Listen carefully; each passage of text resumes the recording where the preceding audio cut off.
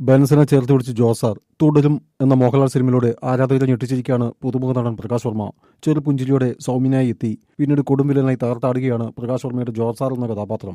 മോഹൻലാലിനൊപ്പമുള്ള സന്തോഷ നിമിഷങ്ങൾ ഇൻസ്റ്റഗ്രാമിലൂടെ പങ്കുവച്ച പ്രകാശ് വർമ്മ എന്റെ നായകൻ, പ്രചോദനം, ഉപദേഷ്ടാവ്, സഹോദരൻ, അധ്യാപകൻ, സുഹൃത്ത് എന്ന കുറിപ്പും പങ്കുവച്ചു. സംവിധായകൻ തരുൺമൂർത്തി, നടന്മാരായ ഫർഹാൻ ഫാസിൽ, ബിനു പപ്പു തുടങ്ങി നിരവധി പേരാണ് കമന്റ് ചെയ്തത്. ഹലോ എന്നായിരുന്നു തരുണിന്റെ കമന്റ്. എന്നെ സുന്ദര കാലമാടനാക്കിയ ജീനിയസ് എന്ന കമന്റിന് പ്രകാശ് മറുപടി നൽകി.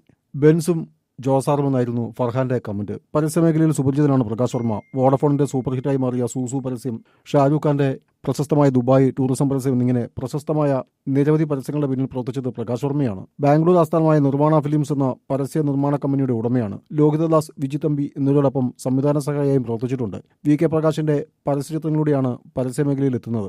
ദിലീപ് നായകനായ ലാൽജോ സംവിധാനം ചെയ്ത 7 സുന്ദരയാത്രകൾ സിനിമയുടെ നിർമ്മാതാക്കളിൽ ഒരാളാണ്. ലോഹിതദാസ്, വിജിത്തമ്പി എന്നിവരോടൊപ്പം സംവിധാന സഹായിയായും പ്രവർത്തിച്ചിട്ടുണ്ട്. വി.കെ. പ്രകാശിന്റെ പരസ്യചിത്രങ്ങളിലൂടെയാണ് പരസ്യമേഖലയിൽ എത്തുന്നത്. ദിലീപ് നായകനായ ലാൽജോ സംവിധാനം ചെയ്ത 7 സുന്ദരയാത്രകൾ സിനിമയുടെ നിർമ്മാതാക്കളിൽ ഒരാളാണ്.